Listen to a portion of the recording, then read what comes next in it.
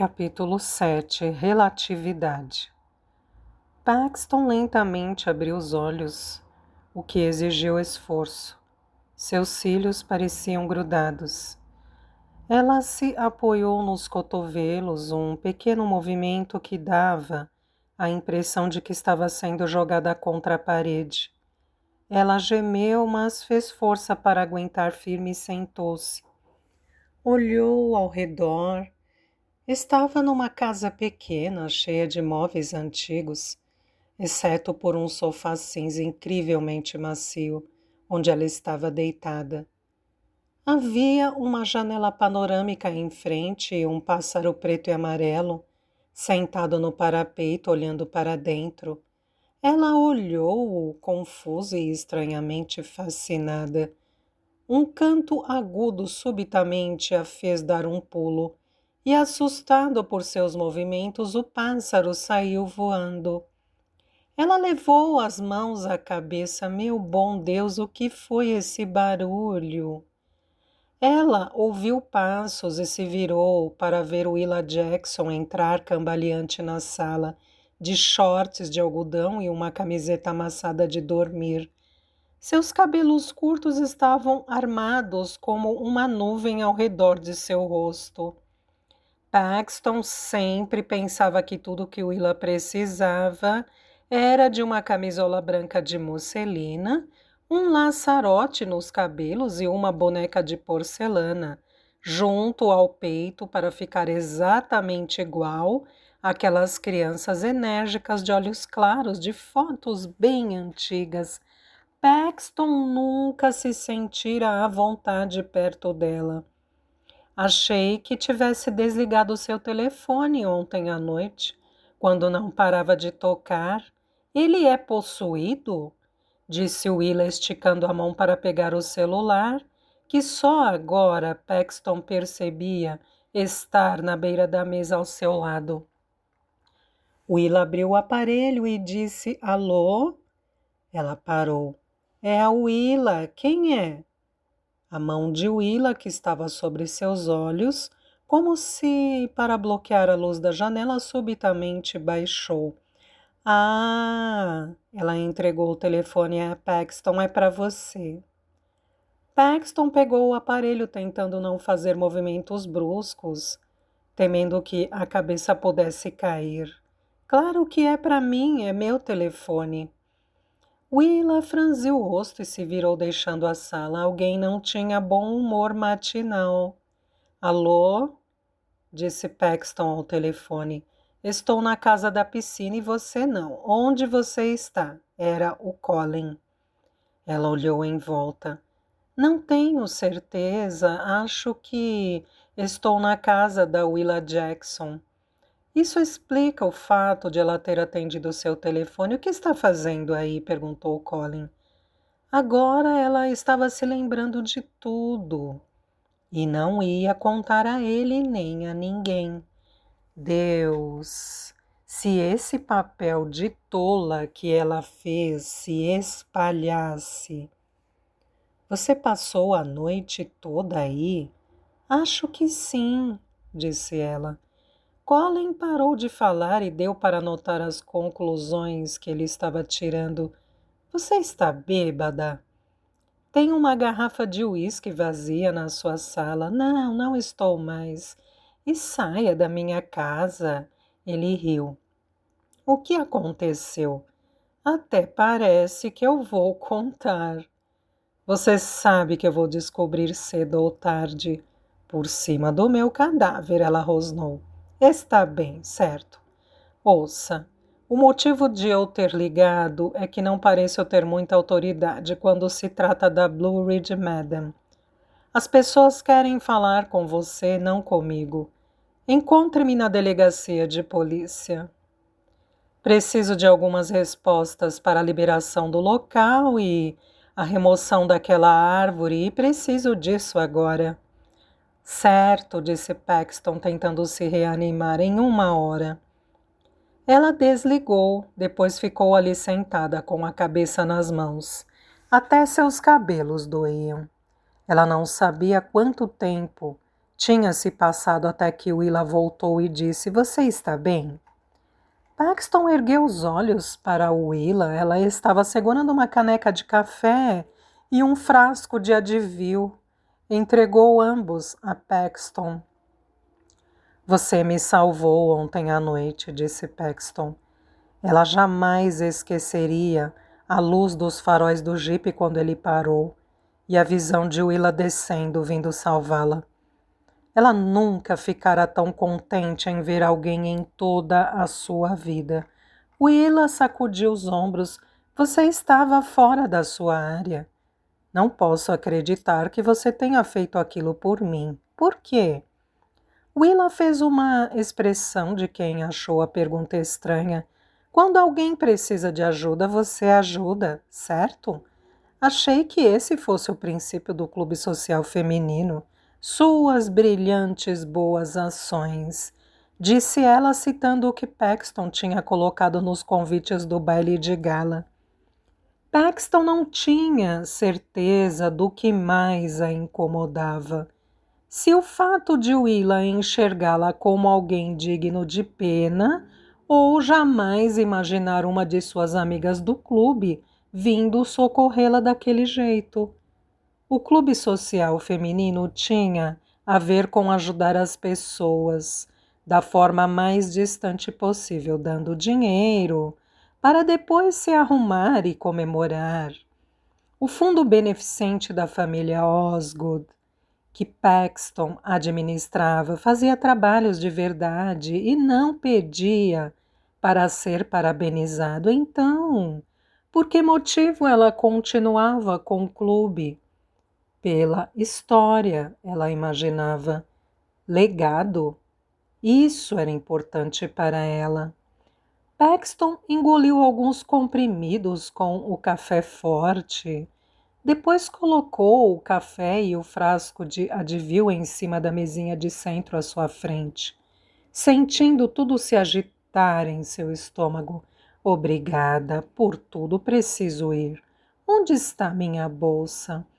Ela subitamente entrou em pânico. Onde está o meu carro? Houve uma batida na porta. Não sei onde está sua bolsa, mas seu carro ainda está na loja de conveniência.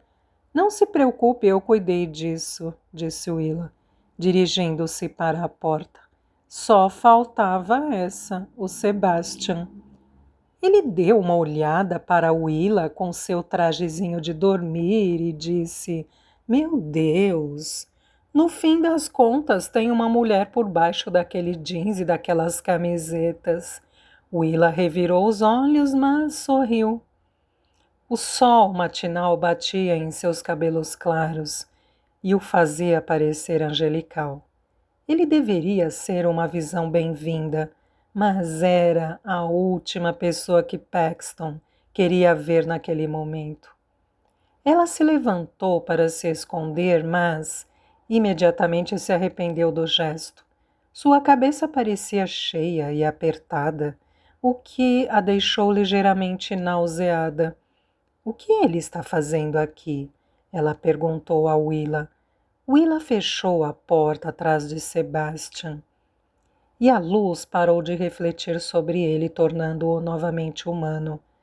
Ele ficou ligando para o seu celular ontem à noite. Eu tive de me levantar para atender. Ele estava preocupado com você.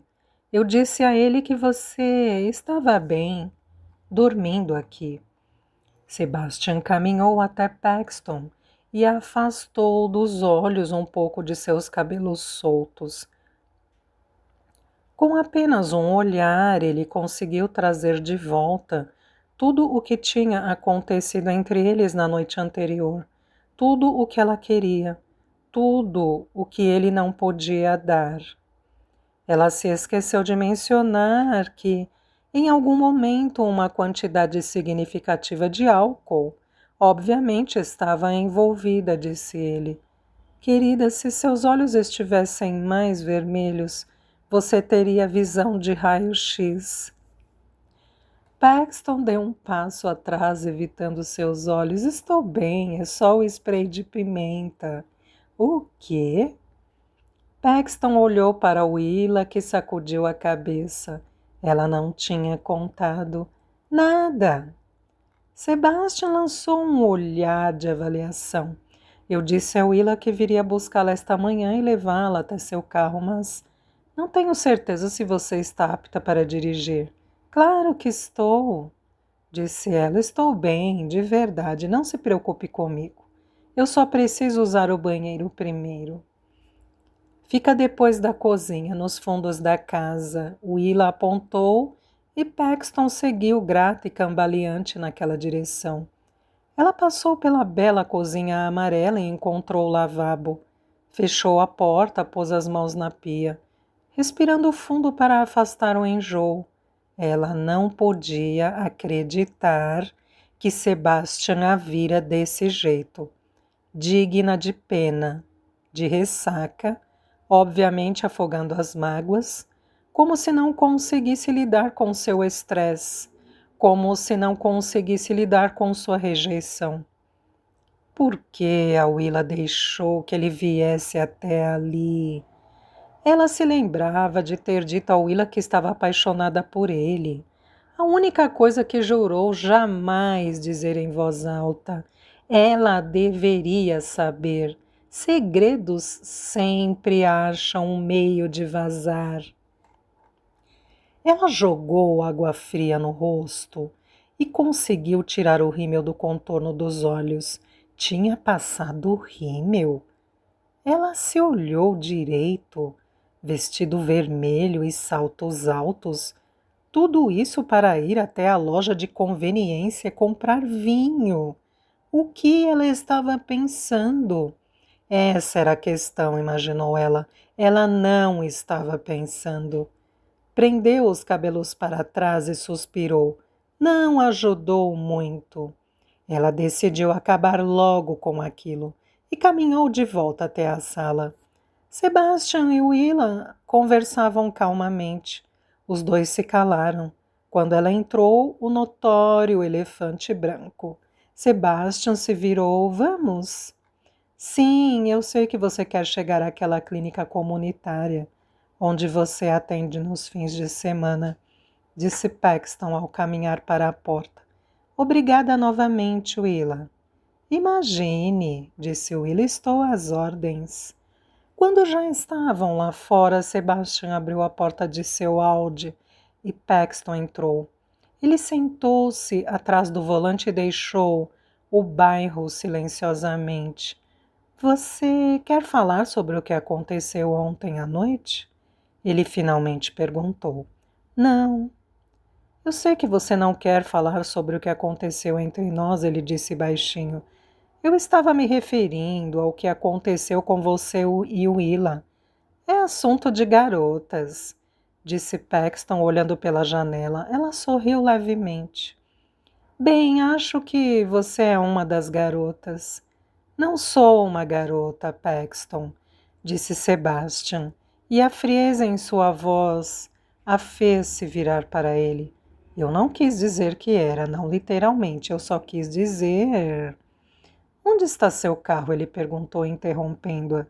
Na loja de conveniência da State Boulevard. O que está fazendo lá em Guissou? Não. Então, o que você estava fazendo lá? Ela se virou para a janela. Não tem importância. Sebastian entrou no estacionamento da loja de conveniência e o lugar estava movimentado com os clientes matinais, fazendo uma parada entre uma cidade e outra. Ele estacionou ao lado da BMW que milagrosamente estava intacta. Ela não tinha ideia de como explicaria a Sebastian ou a sua família se aqueles cretinos tivessem arruinado seu carro por vingança. Você por acaso teria um colírio? Perguntou ela. Minha mãe vai detestar me encontrar assim. Eu tenho em casa, disse ele. Quer que eu a leve até lá? Não, obrigada. Ela tinha 30 anos de idade. Não deveria ter de entrar em casa escondida depois de passar a noite fora. Isso seria bem mais fácil se ela não tivesse de ir até sua casa para se trocar. Traga algumas roupas e deixe na minha casa. Se você precisar delas, estarão lá. Ela se virou para Sebastian surpresa pela intimidade da oferta, principalmente depois da noite passada. Por que não me ligou, Pax? Perguntou Sebastian. E ela percebeu que incrivelmente ele estava magoado. Se não queria ir para casa, poderia ter ficado comigo? Willa se ofereceu para me deixar na sua casa, mas eu disse não. Disse ela. Por quê? Porque eu estava bêbada. E nós dois sabemos que quando estou fora de controle não é nada bonito. Eu sempre a acho bonita. Ela não conseguia lidar com isso, não agora. Ela abriu a porta. Vejo você em breve. Obrigada pela carona. Ele esticou o braço e pegou a mão dela, impedindo que Paxton saísse. Quero ajudá-la, Pax. Eu sei que quer. Por isso não vou pedir novamente. Quando Paxton voltou à cabana da Nogueira, ela pegou sua grande bolsa que obviamente tinha deixado no carro e ficou muito aliviada em encontrar. E entrou em casa o mais silenciosamente possível. Sua mãe dormia até tarde, mas o pai acordava cedo quando o clima estava bom para jogar golfe. Havia uma boa chance dela conseguir entrar sorrateiramente, sem ser vista. Uma vez que Paxton entrou na cozinha, ela achou que estaria livre. Ela sorriu para Nola, uma mulher mais velha, com os cabelos começando a ficar grisalhos e tantas sardas que parecia ter sido respingada por um pincel. Ela estava sovando massa no balcão central da cozinha. Havia nuvens de farinha de trigo flutuando ao seu redor, fazendo com que ela parecesse estar dentro de um globo de neve. O sorriso de Paxton desapareceu quando ela percebeu que tinha mais alguém na cozinha. Mamãe, disse Paxton, o que está fazendo acordada tão cedo? Sofia estava sentada junto à mesa da cozinha, com uma xícara de chá à sua frente. Ele estava com seu conjunto longo, de camisola e robe brancos, com os cabelos puxados para trás, presos por uma larga faixa. Ela dormia com seus brincos de diamante toda a noite. Mesmo que não os tivesse usado naquele dia, ela os colocava ao se deitar. Ouvi quando você saiu ontem à noite, disse Sofia. Sim, disse Paxton, não consegui dormir. Você quer me dizer onde esteve? Perguntou Sofia. Estava com aquela pessoa, o Sebastian? Não pude acreditar quando ele passou aqui ontem à noite. Eu não sei como agir perto dele. Ela puxou a gola do Rob. Não, mamãe, eu não estava com o Sebastian ontem à noite. Bem, eu não quero você chegando a esta hora, principalmente com tanta coisa acontecendo na Madame. Onde está com a cabeça? Honestamente, Paxton, o que deu em você? Eu não sei, ela respondeu. Paxton teve um bom relacionamento com a mãe ao longo da infância, principalmente porque a menina sentia não ter escolha. Sua mãe planejava fanaticamente momentos de entrosamento. Quando Paxton era adolescente, suas amigas chegavam a invejar seu relacionamento com a mãe.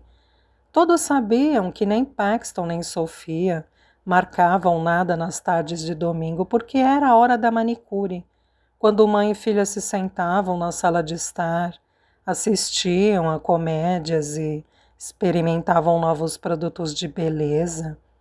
E Paxton se lembrava da mãe, carregando para seu quarto os vestidos que encomendara, quase invisível por trás das montanhas de tafetá, enquanto elas planejavam bailes elegantes.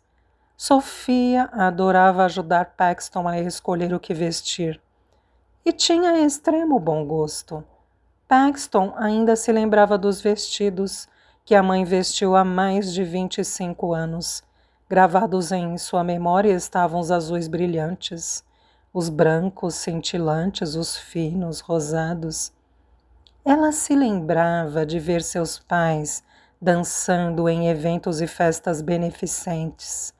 Desde muito cedo ela soube que queria aquilo para si, não os vestidos, Embora por um tempo ela achasse que apenas isso era necessário, mas o sonho de dançar com o homem que amava, ser abraçada por ele, como se jamais quisesse soltá-la. Foi só naquele último ano que as coisas ficaram tensas com sua mãe e ela começava a entender o motivo. Ela e a mãe nunca haviam tido um relacionamento adulto. E conseguir isso era como caminhar pela lama espessa, dando um passo torturante de cada vez. Paxton seguiu na direção das portas duplas. Se me der licença, eu preciso trocar de roupa para sair novamente. Colin me ligou hoje de manhã. Vou encontrá-lo na delegacia de polícia para ver o que podemos fazer com relação à liberação do plantio da árvore na Madam. Isso fez Sofia sorrir. Colin e suas árvores. Isso também fez Paxton sorrir. Colin sempre tivera ligação com árvores. Ele passara toda a infância no bosque de nogueiras da propriedade. Ficava ali, deitado, olhando para cima, vendo os galhos, como se a história do mundo pudesse ser encontrada ali. O sorriso de Sofia subitamente desapareceu. Só porque ele passou a noite toda fora, logo que chegou, não significa que você também pode fazê-lo. Era uma regalia de seu irmão, a qual Paxton já estava acostumada a esta altura. Sofia tinha dedicado todas as suas forças para moldar Paxton em quem ela queria que fosse. Mas só tiveram um efeito leve em Colin, a quem todos presumiam estar sendo moldado pelo pai no campo de golfe, de alguma maneira masculina misteriosa. Mas Colin tinha se afastado de quaisquer expectativas que o pai tivera, e agora era tarde demais para Sofia mudar isso. Sofia se levantou, depois suspirou. Ela olhou ao redor da cozinha de um jeito sonolento e desanimado. Vou me deitar até o café da manhã. Nola, me acorde se eu pegar no sono. Nola e Paxton observaram Sofia sair, como personagem de um filme antigo. Você vai ficar para o café? Perguntou Nola quando Sofia saiu. Paxton engoliu. Não, acho que não consigo encarar comida agora. Nola sorriu quando Paxton saiu. Já não era sem tempo, disse ela. Por motivos que ela não entendia, e sua avó provavelmente chamaria de sinais, os Osgood estavam saindo de todos os buracos e invadindo a vida perfeita de Willa, afetando o seu equilíbrio. Mas, ainda bem, Willa imaginava que não veria Colin ou Paxton tão frequentemente com todo aquele reboliço acontecendo na Madam. Durante o fim de semana, uma equipe de reportagem veio de Asheville para cobrir a história sobre o esqueleto encontrado na Blue Ridge Madam e relatou que a causa não confirmada da morte poderia ter sido homicídio, pois alguém notou um trauma no crânio. A equipe de notícias também descobriu o nome, Tucker Devlin, através de uma fonte não identificada. Alguém que, obviamente, teria visto o álbum de recortes e o diploma de ensino médio. E eles tinham encontrado um homem com o mesmo nome, que havia sido fichado em Asheville por ter roubado o dinheiro de várias pessoas em janeiro de 1936. Ele era um mascate. Um mascate? Um possível assassinato? Isso corria de boca em boca. E Willa estava tão curiosa quanto o vizinho de uma forma distante. O que se passava na Madam não tinha nada a ver com ela e provavelmente nunca teria. Os fantasmas lá de cima não eram da sua conta. Pelo menos era o que ela achava, até que a polícia veio vê-la no domingo. Viu aquele homem? Rachel perguntou do balcão do café, depois que o último cliente saiu na tarde de domingo. Willa tinha acabado de tirar o dinheiro do caixa e olhou para cima. vendo Rachel escrever em seu caderno. Ele estava pedindo carona há uma semana e finalmente vai para casa hoje. Sabe o que ele pediu? Um café gelado. Essa é a bebida de gente que está pronta para o conforto. Estou lhe dizendo, isto é uma ciência. Ela terminou e mostrou o caderno para Willa. Hoje, o cabelo curtíssimo de Rachel estava todo espetado e ela usava um de seus tops de natação vendidos na loja com uma mini saia xadrez. O traje era tão incompatível, tão Rachel, que isso fez Willa sorrir. O quê? Perguntou Rachel quando viu que Willa encarava. Willa sacudiu a cabeça pensando em como estava contente por Rachel ter entrado em sua loja um ano e meio antes. Nada. Rápido, me diga que tipo de café você quer agora. Não quero café nenhum agora, disse Willa. Se quisesse, qual seria? Eu não sei, algo gelado e doce. Chocolate e caramelo. Ah, disse Rachel. Isso significa que você estava pensando em alguma coisa que a deixa feliz. Bem, agora você me pegou, eu estava mesmo. O sino acima da porta tocou e as duas se viraram para ver quem era, mas não tinha ninguém ali. É a segunda vez que isso acontece, disse Rachel, franzindo o rosto. Quando é que você vai consertar esta campainha? Isso me dá arrepios. Achei que você tivesse dito que não acredita em fantasmas. Willa provocou enquanto fechava o saco com o dinheiro do caixa e seguia até a sala de estoque para guardá-lo no cofre. A campainha tocou novamente enquanto ela estava lá dentro. Willa? Rachel chamou. Willa saiu dizendo, tudo bem, eu prometo que vou consertar. Tem alguém aqui para vê-la. Ela sentiu um pequeno aperto no peito porque, por algum motivo, achou que Colin estivesse ali novamente para vê-la. Não teve muito tempo para processar, porque isso a deixaria feliz, principalmente estando convencida de que ele era pura encrenca, pois ao se virar para o homem na porta viu que não era Colin. Era Woody Olsen, um detetive da delegacia de polícia de Walls of Water. O pai de Willa tinha sido professor de Woody no ensino médio e Woody sempre o respeitara. Foi o Wood quem ligara para Willa em Nashville, avisando que seu pai tinha sido atropelado na rodovia interestadual e falecera. Ela era muito jovem e estava meio perdida e extremamente triste na época em que Wood a ajudara a arranjar tudo, organizando até o tributo no funeral. Todo ano, em vez de agradecer pessoalmente, ela mandava um cesto de frutas natalinas. Simplesmente não suportaria encontrá-lo. Mesmo agora, ela ainda se retraía ao vê-lo, pois sempre o ligaria ao fato de ser portador de más notícias. Não era justo, mas ela não conseguia evitar. Sua mente instantaneamente imaginou o que poderia ter acontecido. Que más notícias ele estaria trazendo agora? Oi, Willa, disse Wood. Seus olhos eram grandes e eternamente lacrimejantes, o que tornava difícil saber se realmente havia algo errado. Preciso lhe fazer algumas perguntas sobre sua avó. Você tem alguns minutos? Minha avó? Não há nada de errado, juro. Ele sorriu e gesticulou, lentamente indicando o café, como se ela fosse ficar mais calma, com seus movimentos mais vagarosos. Vamos nos sentar, disse ele. Confusa, Willa caminhou até o café e sentou-se. Wood se acomodou na cadeira de frente para ela. Era um homem magrinho, mas tinha um barrigão. Sua gravata ficava pousada sobre a barriga como um bicho de estimação.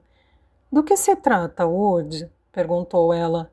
Sua avó não consegue mais se comunicar, então, como sua única parente viva, nós tivemos de vir até você, só isso. Mas o que você quer saber sobre ela? Woody pegou um bloquinho de anotações do bolso interno do casaco. Quando foi que a família de sua avó se mudou da Blue Ridge, Madam? Não sei a data exata, acho que 1936.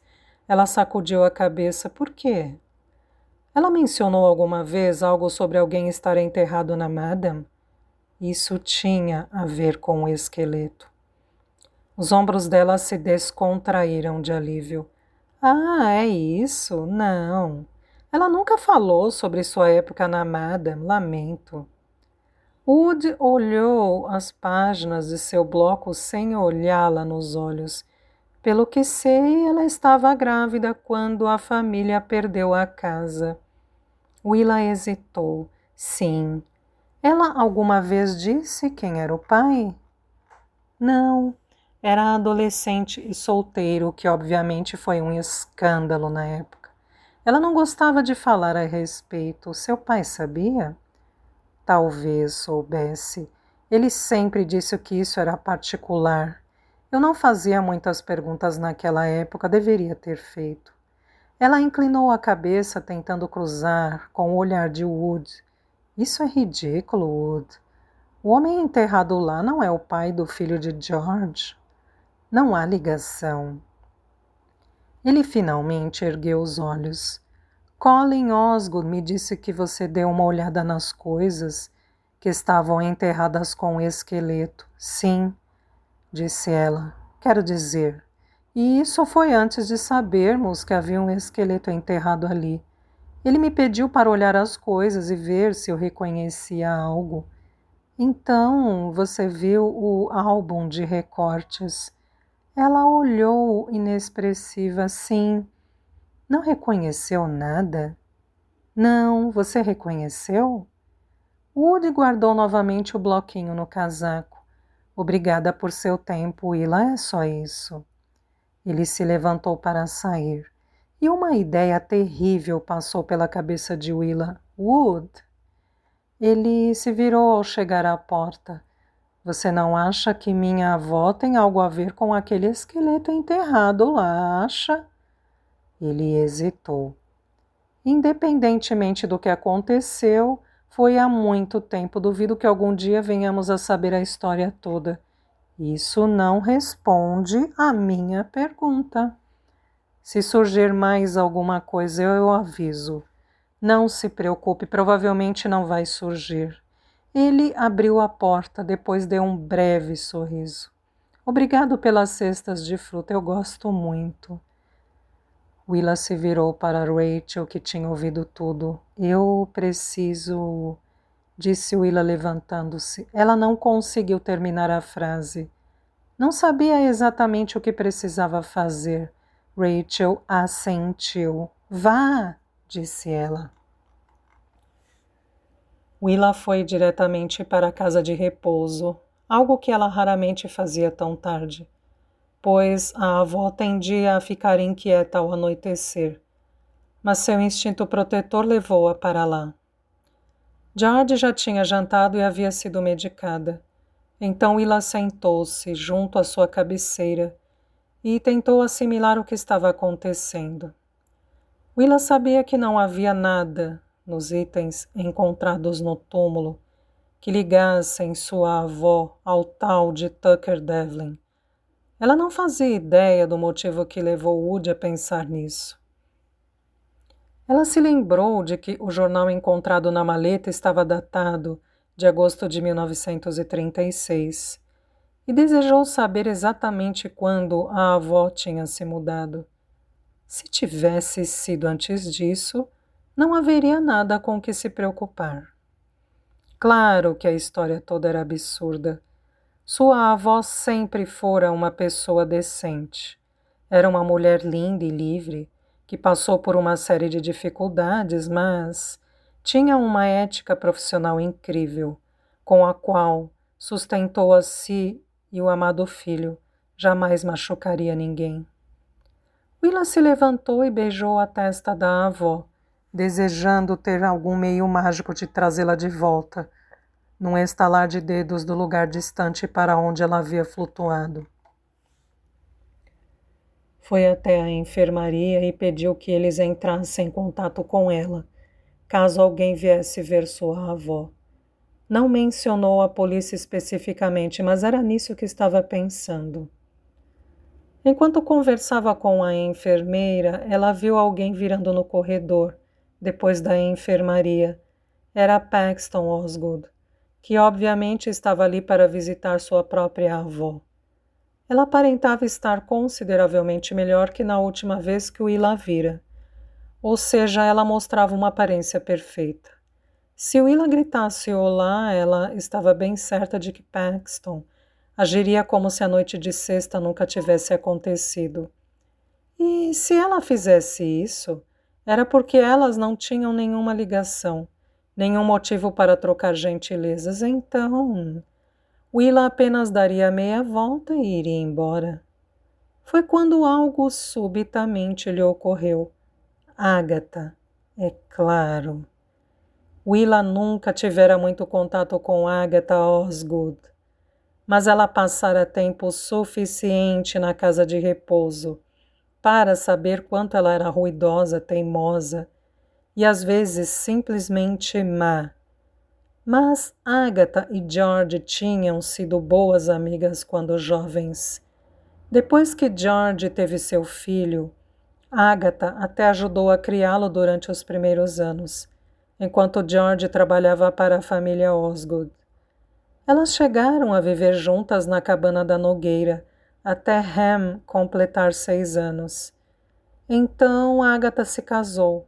O pai de Willa disse uma vez que sua mãe não achava certo continuar vivendo ali depois daquilo. As duas se separaram, aparentemente não por um motivo específico.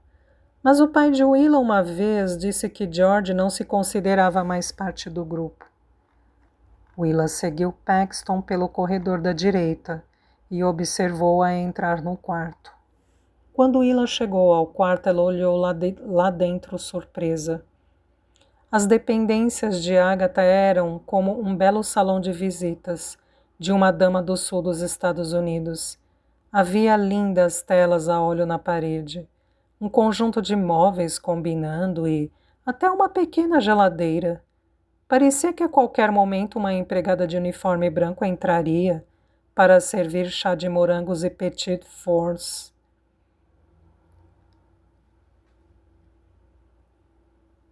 Paxton estava em pé, de costas para Willa. Willa limpou a garganta e disse da porta: Paxton? Paxton se virou e depois de um instante de surpresa pareceu até aliviada. Olhe, Nana, disse Paxton, você tem visita, não é bacana? A Agatha estava sentada em seu sofá de 2 lugares em frente à janela, com o corpo rigidamente curvado, o que fez Willa pensar numa concha. Mas seus movimentos eram surpreendentemente rápidos. Sua cabeça girou na direção da voz de Willa na porta. Quem é? Quem está aí? Perguntou ela. É Willa Jackson, senhora Osgood, disse Willa. Agatha imediatamente tentou se levantar. O que é? Há algo errado com George? Não, senhora. Willa apressou-se em dizer, ela está dormindo agora. Agatha sentou-se novamente. Então, o que você quer? Perguntou ela. Tanto Agatha como Paxton ficaram olhando para ela. Willa ficou impressionada pela semelhança dos olhares. Paxton certamente tinha puxado a avó. Eu estava imaginando se a senhora poderia falar sobre minha avó. Eu posso voltar depois, se agora for uma hora ruim. Claro que não é uma hora ruim, disse Paxton, acenando para que Willa entrasse. Não seria agradável, Nana? Conversar sobre os velhos tempos? Deixe de ser tola, Paxton, você não é assim, disse Agatha. Depois se virou para Willa. O que você quer saber? Willa deu alguns passos. É difícil dizer, vocês eram amigas. Nós somos amigas. Agatha estrelou. Ela ainda está aqui, eu ainda estou aqui. E enquanto estivermos vivas, sempre seremos amigas. A senhora a conhecia no ano em que ela se mudou da Madame? Perguntou Willa. Sim, é claro, ela foi morar comigo depois disso. Lembra-se de alguém que tenha morrido na Madame naquele ano? E de depois ter sido enterrado sob o pessegueiro? A polícia esteve me fazendo perguntas sobre a vovó George esta tarde. Insinuaram que ela tem algo a ver com isso, que ela teve algo a ver com ele, o homem que está enterrado lá. Mas isso é absurdo. A senhora a conhecia naquela época, ela jamais faria algo assim. Era tarde demais quando ela percebeu Paxton gesticulando freneticamente. Obviamente isso significava que estava acontecendo algo com Agatha, que estavam escondendo algo de Agatha. A mudança em Agatha foi notável. Ela chegou a tomar um susto e arregalar os olhos, que ficaram parecidos com duas imensas bolas de gude marrons, apertadas na terra. O quê? Que história é essa, Paxton? Está tudo bem, Nana, disse Paxton caminhando até ela e afagando-lhe o braço, mas Agatha se afastou bruscamente. Nós derrubamos a velha árvore na Madame e havia um esqueleto enterrado ali. Nada com que se preocupar, agora está tudo bem. Na verdade, estamos trazendo uma bela árvore para substituí-la. No instante em que você me disse que tinha comprado a Madame, eu sabia que isso ia acontecer. Você o encontrou, disse Agatha. Você encontrou Tucker, Devlin. Willa e Paxton trocaram olhares. O clima no quarto ficou tenso. Uma brisa fresca, cheirando a pêssego, flutuou sinistramente. Como sabe o nome dele? Paxton perguntou cautelosamente. Qualquer um que o conheceu jamais esqueceu seu nome. Apesar de saber que Paxton estava aborrecida por ela tocar no assunto, Willa se viu seguindo em frente. A senhora o conheceu? Ele se intitulava Caixeiro Viajante. Na verdade era um trapaceiro, mas nem isso lhe fazia justiça. Ele era mágico. Agatha sussurrou a última palavra como se tivesse poder. Sem perceber, Paxton e Willa se aproximaram uma da outra, um gesto que ambas teriam dificuldade para explicar. Eu nunca me esquecerei do dia em que o vi pela primeira vez. George e eu estávamos sentadas no gramado da Madame, fazendo coroas de flores de trevo. Naquele dia ventava muito. E eu lembro que nossos vestidos estavam tremulando em volta de nossas pernas. Meus cabelos ficavam cobrindo a minha visão quando caíam sobre meus olhos. Então George riu e me fez virar a cabeça para fazer uma trança. E foi quando o vimos subindo a colina, com sua maleta empoeirada. Tínhamos ouvido falar dele, é claro. Ele já estava na cidade fazia um tempo, vendendo cosméticos para as moças, e as mulheres mais velhas o acobertavam. Mas ele estava a fim de coisas maiores e melhores naquele dia. Chegou à porta da Madame, parou e depois se virou para nós. Quando ele viu o que George estava fazendo, percebeu que eu segurava meu vestido para não levantar e sorriu. Sorriu como um deus olhando para seus filhos. Ele assoviou algumas notas estranhas e o vento parou. Simplesmente assim. Agatha parou de falar. O homem sabia assoviar e fazer o vento parar. Quando os braços de Willie Paxton se tocaram, elas deram um pulo se afastando, o que fez surgir um espaço entre ambas. Não se preocupe, Willa, sua avó não o matou, disse Agatha, e disso eu sei com certeza. Willa sorriu. Bem, é um alívio ouvir alguém dizer isso. porque eu o matei, Agatha concluiu.